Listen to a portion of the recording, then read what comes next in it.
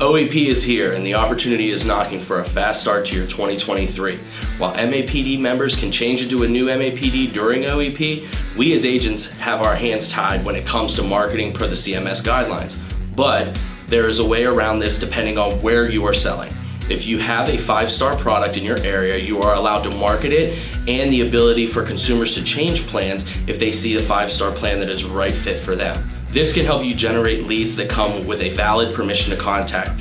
From there, it is time to set the appointment. Now we all know that just because a plan is rated 5-star does not mean it will work for all consumers. Here is where OEP comes in.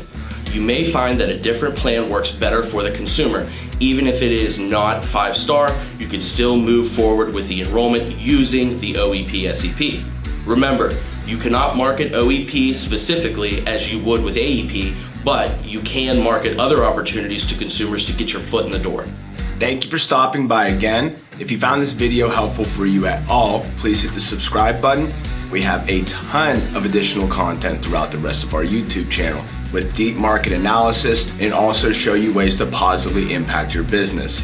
Make sure you pay attention to those notifications so you can be notified when we are dropping new content, and we will see you soon.